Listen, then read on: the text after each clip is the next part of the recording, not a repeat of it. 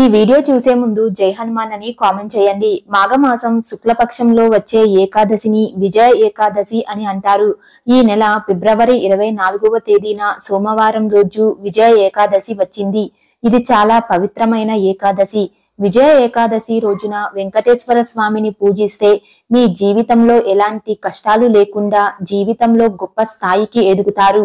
మన పురాణాల ప్రకారం రావణుడిని యుద్ధంలో ఓడించడానికి శ్రీరాముడు కూడా ఈ విజయ ఏకాదశి పూజను చేశాడు. అంతటి శక్తి ఈ విజయ ఏకాదశికి ఉంటుంది. ఇంతటి శక్తివంతమైన ఏకాదశి రోజున ఎలాంటి విధి విధానాలు పాటిస్తే విష్ణుమూర్తి అనుగ్రహం కలుగుతుంది, అలాగే ఈ రోజున ఎలా పూజ చేస్తే కోటి జన్మల పుణ్య ఫలితాలను పొందవచ్చు అన్న విషయాల గురించి ఈ వీడియోలో తెలుసుకుందాం. వీడియోని స్కిప్ చేయకుండా చూడండి. విజయ ఏకాదశి రోజున వెంకటేశ్వర స్వామిని పూజిస్తే ఈ సంవత్సరం అంతా అష్టైశ్వర్యాలతో జీవించవచ్చు. ఈ రోజున మీరు చేసే పూజలకు రెట్టింపు ఫలితం లభిస్తుంది అని పండితులు చెబుతున్నారు. అలాగే మీ జీవితంలో డబ్బుకు లోటు ఉండదు. మీ భర్త ఆదాయం రెట్టింపు అవుతుంది. అంతటి శక్తి ఈ విజయ ఏకాదశి రోజున చేసే పూజలకు ఉంటుంది. ఎందుకంటే ఈ విజయ ఏకాదశి రోజున ముక్కోటి దేవతలందరూ భూమిపైకి వచ్చి భక్తులను వీక్షిస్తూ వారి కోరికలను నెరవేరుస్తారు. కాబట్టి ఏకాదశి రోజున ఎవరైతే వెంకటేశ్వర స్వామిని పూజిస్తారో అలాంటి వారిపై స్వామివారు కనక వర్షాన్ని కురిపిస్తాడు. విజయ ఏకాదశి రోజున స్త్రీలు ఉదయాన్నే నిద్రలేచి తలస్నానం చేసి ఇల్లంతా శుభ్రం చేసుకొని ఇంటి గడపలకు పసుపు రాసి కుంకుమ బొట్లు పెట్టి మీ ఇంటి ప్రధాన ద్వారం పైన గంధంతో స్వస్తిక్ గుర్తు వేసి ఇంట్లో పూజను ప్రారంభించాలి. ఏకాదశి రోజున స్నానం చేసేటప్పుడు నీటిలో కొంచెం పసుపు కానీ తులసి ఆకులను కానీ వేసుకొని తలస్నానం చేస్తే జన్మజన్మల దరిద్రం అంతా తొలగిపోయి జన్మజన్మల అదృష్టం కలుగుతుంది. ముఖ్యంగా ఈ విజయ ఏకాదశి రోజున పసుపు రంగు వస్త్రాలను ధరిస్తే చాలా మంచిది. ఏకాదశి రోజున వెంకటేశ్వర స్వామిని ఎలా పూజించాలి అంటే వెంకటేశ్వర స్వామి పటానికి గంధం రాసి కుంకుమ బొట్లు పెట్టి పూలతో నిండుగా అలంకరించుకోవాలి. అన్నిటికన్నా ముఖ్యంగా మీ పూజ గదిలో ఉన్న వెంకటేశ్వర స్వామి చిత్రపటానికి తులసి మాలను వేయండి.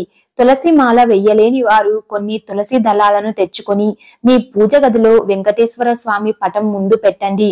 అన్ని దీపాల కంటే పిండి దీపం ఎంతో శ్రేష్టమైనది. కాబట్టి ఈ ఏకాదశి రోజున పూజ గదిలో ఉన్న వెంకటేశ్వర స్వామి పటం ముందు 2 పిండి దీపాలు వెలిగించి స్వామి వారికి పూజ చెయ్యండి. సోమవారంతో కలిసి వచ్చిన ఏకాదశి రోజు ఎవరైతే పిండి దీపాలు వెలిగిస్తారో అలాంటి వారికి అఖండ రాజయోగం వరిస్తుంది. అలాగే వెంకటేశ్వర స్వామి సంపూర్ణ అనుగ్రహం మీకు కలుగుతుంది. పిండి దీపాలు ఎలా తయారు చేసుకోవాలి అంటే కొంచెం బియ్య పిండిలో పాలు పోసి ముద్దలాగా చేసి 2 చిన్న ప్రమిదలను తయారు చేసుకోవాలి. ఆ ప్రమిదలకు కుంకుమతో గోవింద నామాలు పెట్టి అందులో ఆవు నెయ్యిని పోసి 7 వత్తులతో దీపారాధన చెయ్యాలి. ఇలా స్వామివారి ముందు పిండి దీపాలు వెలిగించి దీపానికి నమస్కారం చేసుకోవాలి. ఇక పూజలో నైవేద్యంగా ఒక చిన్న బెల్లం ముక్కను సమర్పించి ఓం గోవిందాయ నమః అనే మంత్రాన్ని 21 సార్లు జపించండి. ఏకాదశి రోజున ఈ మంత్రాన్ని జపించడం వల్ల మీ జీవితంలో ఉన్న సమస్యలన్నీ తొలగిపోయి మీ ఇంటికి కుబేర రాజయోగం ప్రాప్తిస్తుంది.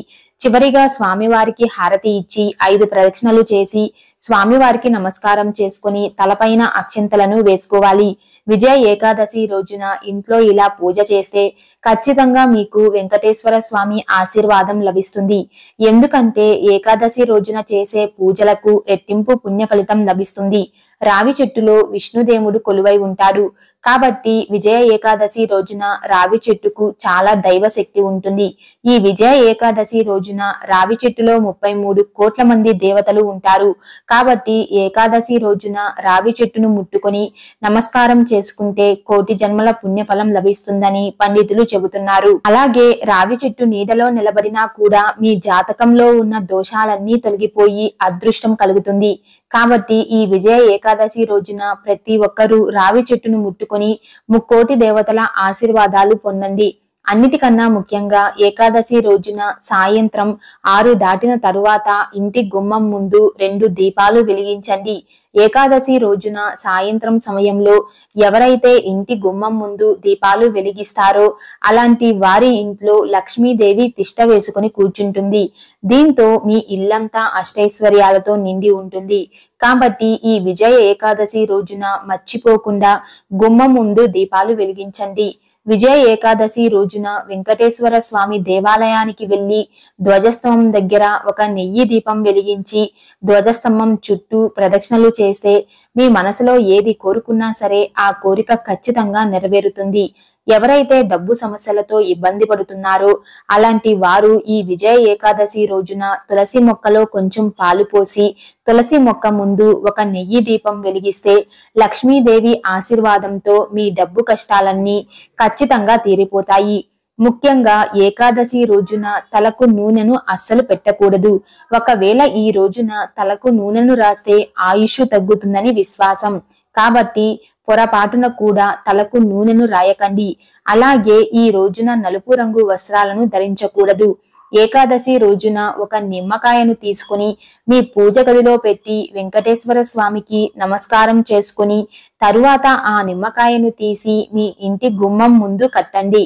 ఇలా చేస్తే మీ ఇంట్లో లక్ష్మీదేవి స్థిర నివాసం ఉంటుంది. మీ జీవితంలో ఉన్న డబ్బు కష్టాలన్నీ తీరిపోతాయి. ఏకాదశి రోజున ఉపవాసం ఉంటే కోటి జన్మల పుణ్యఫలం లభిస్తుంది. ఈ రోజున ఉపవాసం ఉన్న వారికి అష్టదరిద్రాలన్నీ తొలగిపోయి కుటుంబంలో సుఖ సంతోషాలు చేకూరుతాయి. ఉపవాసం ఉండలేని వారు చింతపండు, ఉల్లిపాయ, వెల్లుల్లి, ముల్లంగి దుంప, కందిపప్పు తినకూడదు. అలాగే ఈ రోజున ఉప్పును అస్సలు తినకూడదు. ఈ రోజున ఉప్పును తింటే అనారోగ్య సమస్యలు ఏర్పడతాయని నమ్మకం. ఈ శక్తివంతమైన విజయ ఏకాదశి రోజున గోవుకు ఆహారాన్ని తినిపిస్తే మీ కష్టాలన్నీ తీరిపోయి అఖండ రాజయోగం కలుగుతుంది.